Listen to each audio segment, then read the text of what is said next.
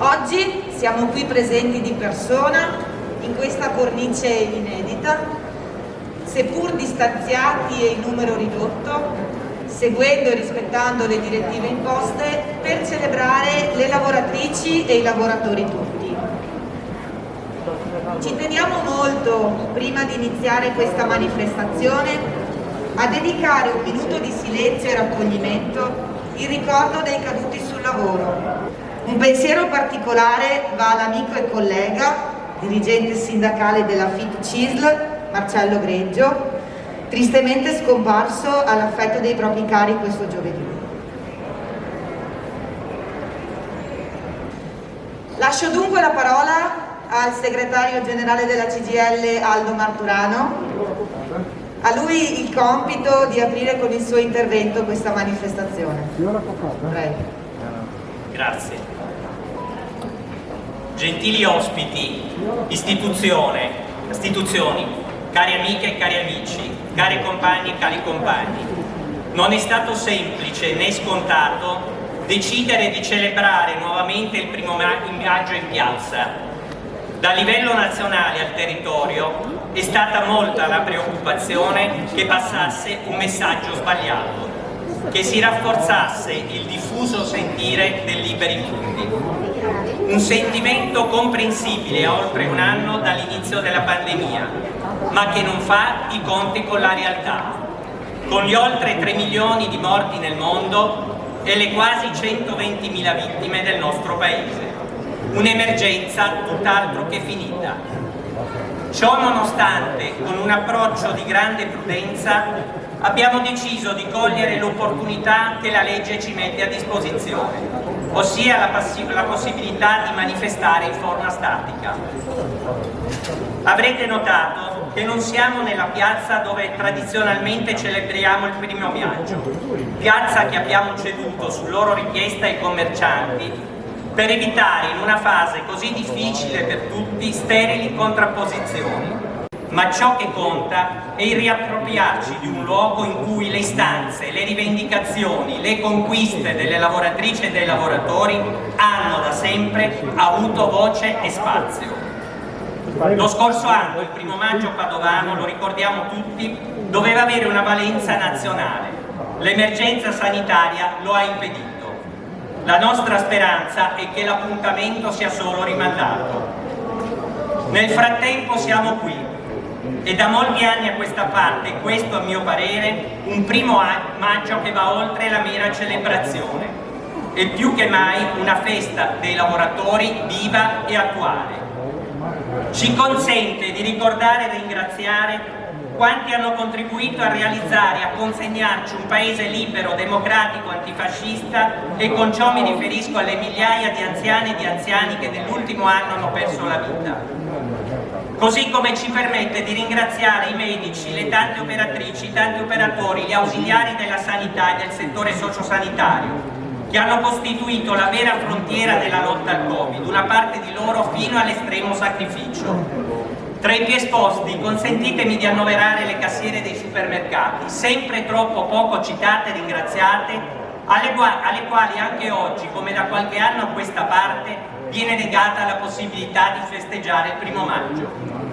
Più in generale, un ringraziamento va rivolto ad un mondo del lavoro che ha agito con senso di responsabilità, attraversando momenti complicati e difficili, chi subendo la decurtazione della retribuzione, chi vedendola azzerare potendo contare esclusivamente e non sempre su una indennità.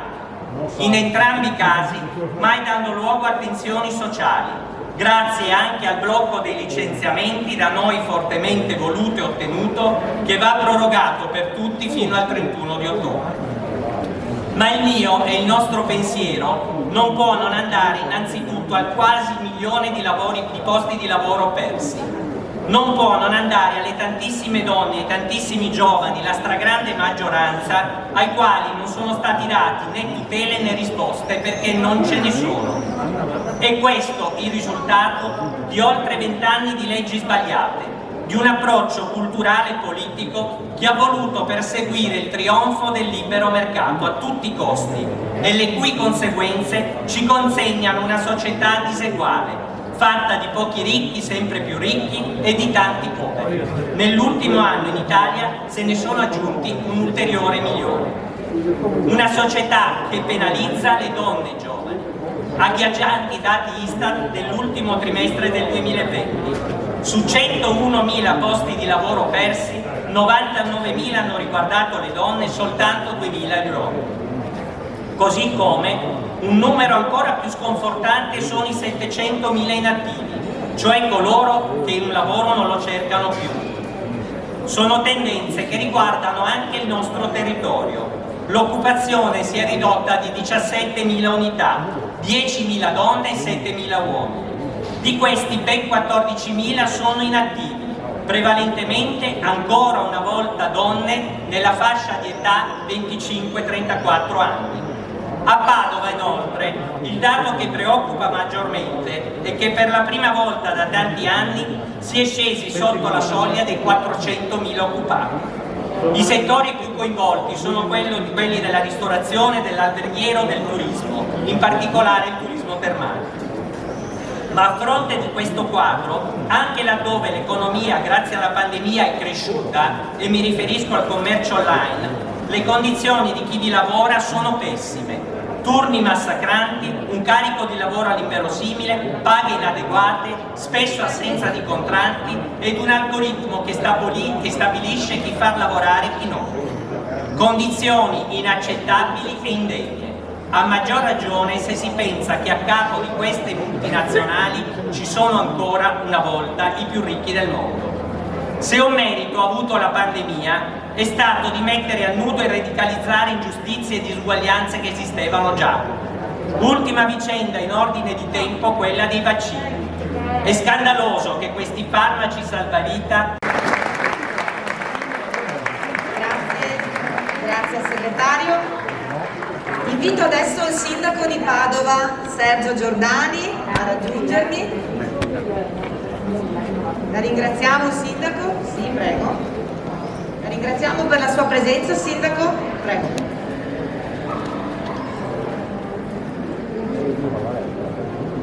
Lavoratrici, lavoratori, cittadini padovani, mi unisco al dolore della famiglia di Marcello Greggio, un vostro collega, per cui so che è mancato giovedì sera, per cui veramente condoglianze da parte mia e da parte dell'amministrazione comunale.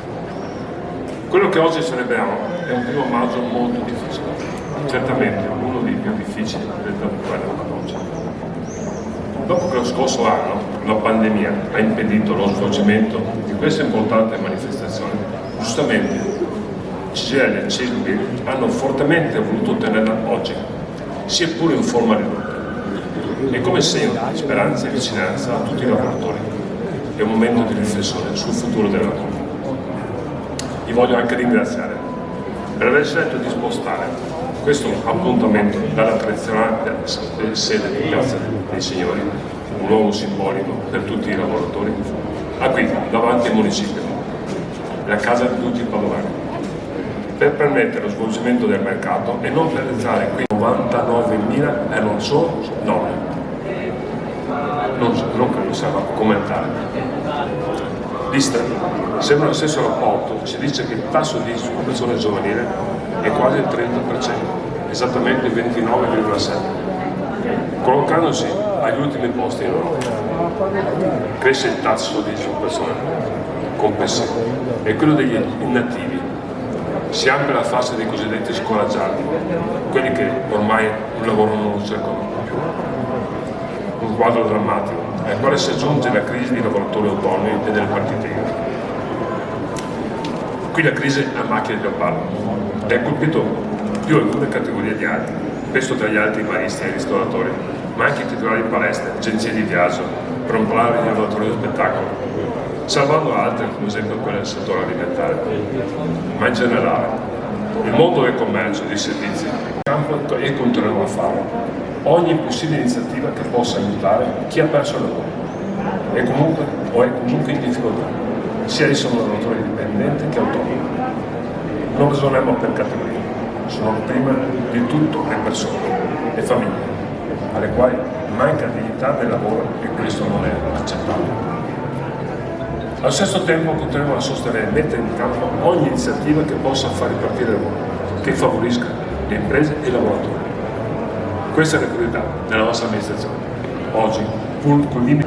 Do la parola adesso a Fabio Bui, Presidente della Provincia di Padova.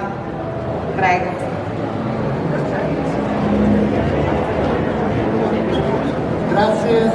Grazie dell'invito, che quest'anno è ancora maggiormente gradito perché è un 1° maggio strano questo, che coincide con una timida riapertura delle attività e noi ci siamo in una piazza diversa ma ci siamo. Uno spiraglio che ci auguriamo possa essere un ritorno graduale verso la normalità vera, quella anche delle relazioni. Esprimo innanzitutto la mia vicinanza e l'impegno dell'istituzione provincia a tutte le categorie penalizzate da questa tremenda pandemia, dagli imprenditori ai settori più in difficoltà come i servizi turistici, la ricettività, la ristorazione, il commercio, l'editoria, le attività culturali, a tutti i lavoratori che hanno perso il lavoro, in particolare alle donne, ancora più penalizzate, che rappresentano la metà dei nuovi disoccupati. Una situazione di fronte alla quale occorre mettere a disposizione tutto il nostro impegno. Il virus prima o poi passerà, verrà sconfitto, ma dobbiamo far sì che le persone, le imprese, i lavoratori, i commercianti, i ragazzi soprattutto, guardino al domani con fiducia e speranza. Il rischio maggiore viene se non saremmo in grado di focalizzarci su cose concrete, poche cose fatte nella maniera concreta, non tante cose annunciate e non realizzate.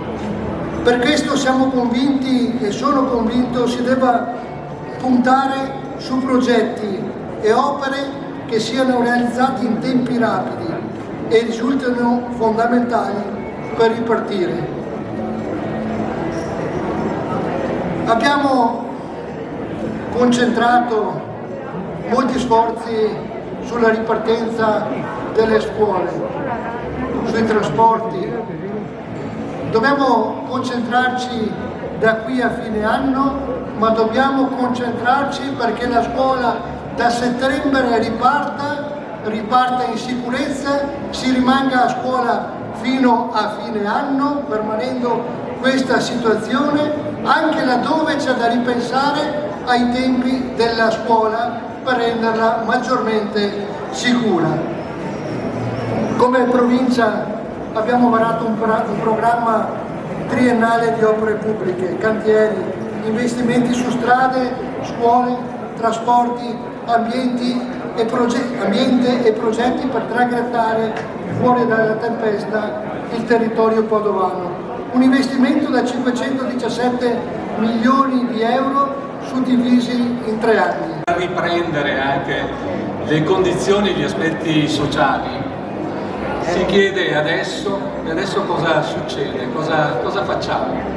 Allora mi ricorda la canzone di De André che dice vorremmo rivedere i colori del vento, ovvero vorremmo in qualche modo ognuno di noi uscire da questo anno che è stato terribile ed avere la possibilità di rivivere in una condizione di nuova speranza. Stamattina su un giornale c'era la testimonianza di un lavoratore, ma 7 mesi io di notte non riesco quasi più a dormire, perché sono in cassa integrazione, lui è un lavoratore del settore del commercio che è in fondo di integrazione salariale.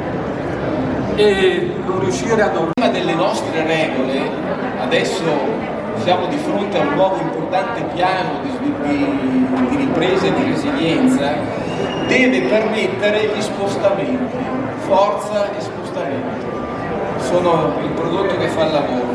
deve consentire il sistema vengono incitati a tenere ritmi altissimi e questo impone, secondo l'algoritmo, a tutti gli altri a seguirlo, come avessi tutti 20 anni. Inutile dire che questo provoca tensione anche tra noi lavoratori e considerate che c'è gente che è arrivata anche a 190 stop al giorno. Accanto a questo il controllo che subiscono i corrieri in Amazon è asfissiante, non c'è un movimento, una chiamata, un messaggio che non venga monitorato attraverso tutte le tecnologie dell'ultima generazione. La festa del lavoratore, per dire che il lavoro è fondamentalmente nella vita di un uomo, ma deve essere un lavoro dignitoso dove vengono rispettati coloro che lo svolgono e i loro diritti. Non è accettabile nel 2022 vivere in condizioni di lavoro paragonate per controllo, che è sfruttamento e per... Lavori pericolosi, rischi di farti male, tanto più se lavorare di notte per strada sono giovani studentesse o giovani donne. Questa è la situazione. Ci sentiamo sempre dire che siamo il futuro del paese, che bisognerà ripartire da noi, che saremo la parola portante. Questa narrativa deresponsabilizza chi ha il ruolo di migliorare adesso la situazione. Io ora ho 21 anni e mi sento dire che si farà qualcosa per il mio futuro, ma la verità è che siamo... E quindi mandiamo un grosso abbraccio alla famiglia. Festeggiare in serenità deve essere per tutti noi comunque un segnale di unità, di solidarietà e di speranza. E il cuore di questo non ci può essere rinascita senza lavoro. Senza lavoro non c'è sviluppo e non c'è libertà. Lo slogan scelto quest'anno, così particolare, l'Italia è sicura col lavoro, vuole sottolineare che solo il lavoro è il vaccino per uscire da questa crisi senza precedenti. Vaccino, per di più, insomma, che noi organizzazioni sindacali crediamo fin dall'inizio proprio di questa campagna vaccino.